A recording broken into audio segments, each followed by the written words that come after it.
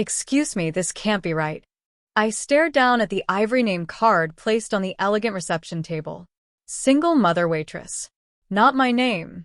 Not Ella Monroe. Just 3 words, written in glimmering calligraphy like a punchline to some sick joke. Laughter bubbled from across the table. I didn't have to look to know it was my mother's chuckle, light, cruel, laced with the same polished venom she'd always reserved for me. Well, at least they got the job title right.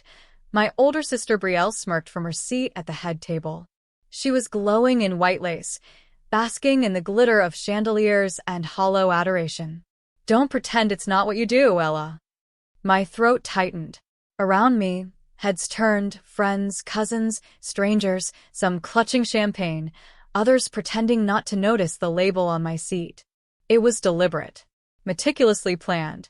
In a ballroom where place cards read things like Dr. Julia Carter, Investor Jonathan Lang, and Judge Frederick Hale, mine read like a tabloid headline. The words screamed one thing: you don't belong here. I could have walked out. I should have walked out.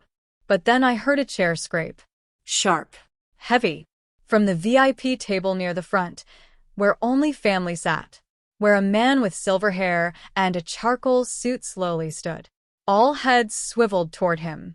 My uncle, Garrett Blackwell. The one no one had expected to show up. The one people whispered about at family dinners. Billionaire. Ruthless. Reclusive. He looked directly at the place card in front of me. Then his voice cut through the room like a blade dipped in ice. Who wrote this? He asked, lifting the card with 2 fingers like it disgusted him. Silence. Nobody answered. So he turned to Brielle. Was this your idea? Brielle's mouth opened, closed. It was supposed to be a light-hearted. You humiliated your sister. On her own blood seat. At your wedding. Garrett's voice didn't rise. It didn't need to. It was heavy with authority. With judgment. The kind that didn't care about smiles or pearls or social grace. Stand up, Ella, he said, without breaking eye contact. I stood, my knees shaky, heart pounding. I apologize for this disgraceful display, Garrett said, loud enough for the entire ballroom to hear. And starting now, this event is under new ownership. Gasps. Then murmurs. People sat straighter. Someone dropped a glass. I'm buying out the venue, Garrett said calmly. I already own the catering company. And as of this morning, I acquired full controlling interest in Langley Designs, the company that made your wedding gown, Brielle. My sister's face drained of color. You think mocking your sister makes you clever? You think success is white silk and staged perfection. He paused. Let me show you what real legacy looks like. He reached into his suit jacket and pulled out a velvet folder. Ella, I had this prepared before I arrived today. I wasn't going to show it, but I've changed my mind. He handed it to me. Inside, papers. Legal ones. My name on them. Ownership. Stocks. Rights. You are now co-owner of Blackwell Hospitality Group, he said. Someone in the crowd whispered, that's a $200 million company. I couldn't breathe. I've been watching, he continued. While your family mocked you for waiting tables and raising a child alone, I watched you work doubles, give up sleep, and keep your son fed. That is resilience. That is leadership. Gasps turned into applause. But not for my family. My mother looked like she'd swallowed poison. Brielle was frozen, hand clutched over her chest.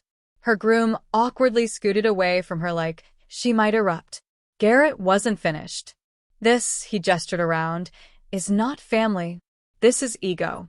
Performance. But you, Ella, you have something none of them do. He looked me in the eye. Honor. The applause echoed in my ears like a surreal dream. But I didn't move. My hands trembled around the folder Garrett had given me. I hadn't even read the details yet, stock percentages, rights, valuation, but I could feel the weight of it. Heavy with meaning. With everything I had fought for in silence.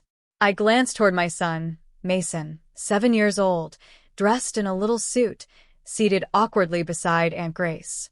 He didn't understand much, but he clapped when everyone else did. His eyes shone with pride. And that nearly shattered me. He had seen the name card. I saw him look at it before I sat down, his brow furrowing, his small lips forming the word waitress, like he was trying to decode whether it was something to be ashamed of. Now he was watching me differently. My head snapped toward my mother, who hissed in a low voice, "Garrett, what are you doing? You're embarrassing the family." He turned, calm as glass. "No, Linda. The family embarrassed itself when it let this happen." She looked ready to claw his face off. "You don't understand the dynamic. Ella's always worked." Garrett cut her off. "Survived? Raised a child on her own while you all sipped wine and talked about real estate."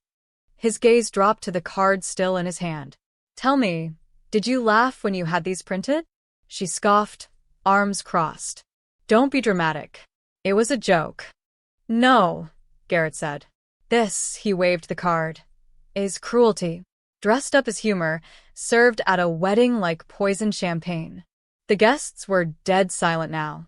A few of Brielle's college friends looked away. One woman at another table reached under her seat, quietly pulling off her heels like she was ready to flee. Brielle stood suddenly, her voice cracking. "You always favored Ella. Just admit it.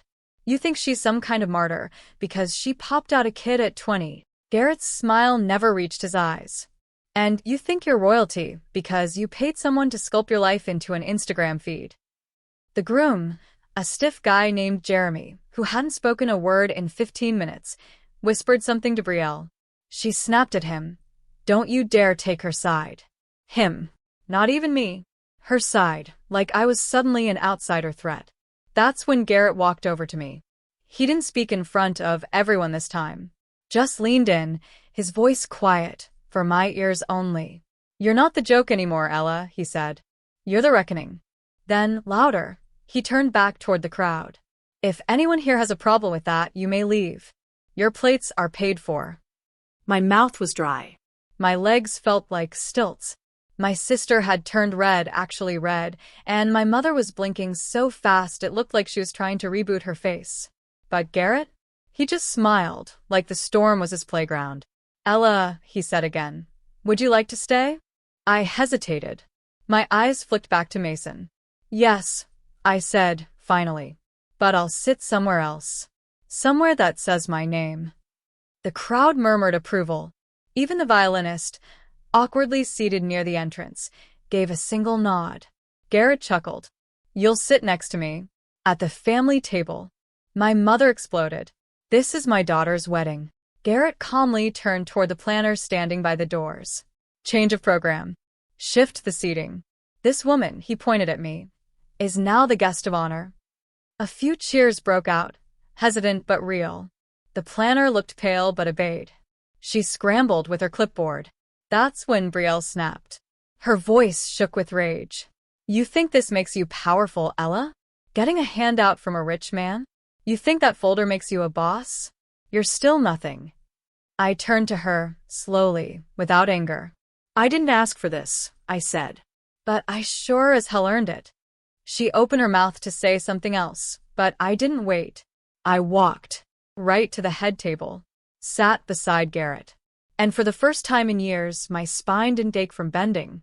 Garrett leaned over once more. "This is just the beginning." And I believed him. The room was silent. Forks frozen midair. Laughter died. I sat at the head table next to Uncle Garrett, where Brielle never imagined I'd be. Mason was brought over too, seated proudly beside me, swinging his little legs. He didn't know what was happening, but he knew I'd just been moved from the shadows to the spotlight. Garrett raised his glass. "Let's toast." Everyone lifted theirs, awkward and quiet.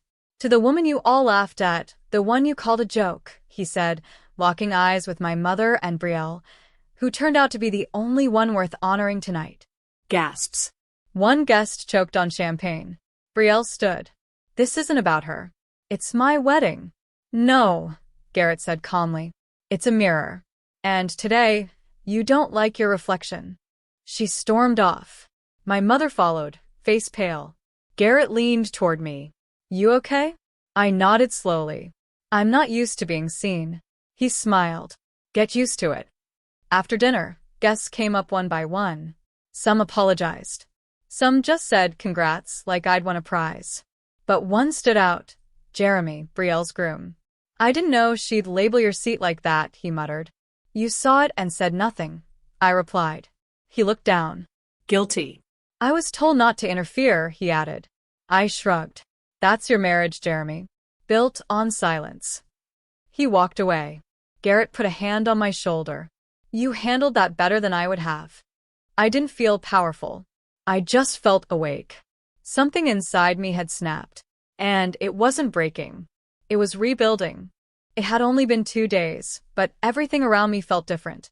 Not because I had money now, though Garrett's folder was real, legal, and powerful. Not because I'd been moved from a table labeled single mother waitress to the head of the room in front of everyone. It felt different because, for the first time, I wasn't ashamed. But peace is never free. And the people I grew up with? They weren't ready to let me rise without a fight. The first hit came fast. I was at home folding Mason's school clothes when my phone buzzed. A text from my mother. We need to talk. About what you don't know. I should have ignored it. But something about the phrasing, what you don't know, dug under my skin. I told Mason to finish his cereal and headed out. The moment I pulled into her driveway, I regretted it.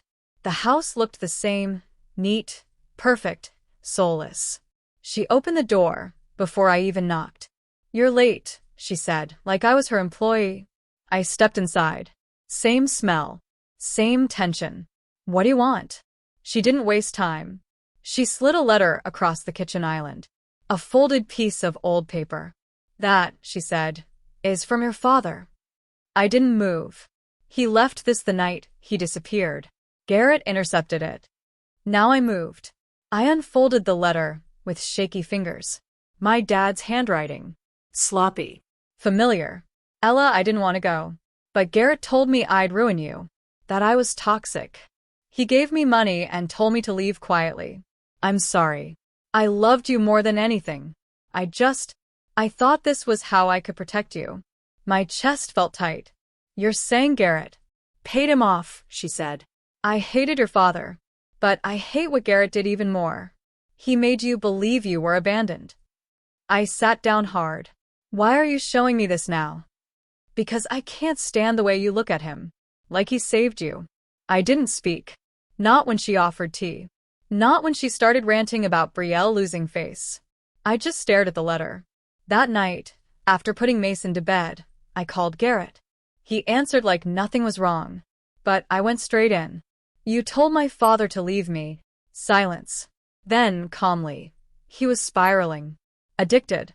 I thought it was the only way to give you a real future. You could have let me decide. I was trying to protect you. You let me grow up thinking I was unwanted. That I was trash. Do you have any idea what that did to me? He sighed. I made a choice. I've made a lot. I'll live with that. But I never stopped watching out for you. I didn't hang up. But I didn't say goodbye either. I sat with the phone in my lap for a long time trying to understand how someone could lie to save you and still break you. The next morning, I sat on my couch rereading the letter again and again. I couldn't let it go. So I searched. Searched every database, every social media platform, every dusty corner of the internet. Until I found him. A bookstore. Out in Vermont. Monroe's Books and Coffee. I took the next train out. Didn't tell anyone. Not even Garrett. The store was tiny. Old. There was dust on the windows and a sleepy golden retriever curled on the welcome mat. But when I pushed the door open and saw the man behind the counter, my heart nearly stopped. It was him. Older. Thinner. But still him. He looked up. His mouth fell open. Ella, he breathed. My voice almost cracked. You wrote me. He stepped around the counter slowly. I wrote every year. I didn't think you'd ever see them. You really left because Garrett told you to? He nodded, eyes glossy. I was broke. Scared. Addicted. He said I'd drag you down. That you'd hate me more if I stayed. And he wasn't wrong. But I never stopped loving you. He reached for a box behind the register. Letters. Dozens of them. Some unopened. All addressed to me. I sent these to him. To deliver to you. He had tried. I hadn't expected that. I hadn't expected the tears that followed either. We didn't hug. We weren't ready. But we sat. We talked. We healed, slowly, painfully. And I knew one thing for sure. I had a right to know my own story. Even the ugly parts. After meeting my father, I returned home in silence. I didn't tell Garrett.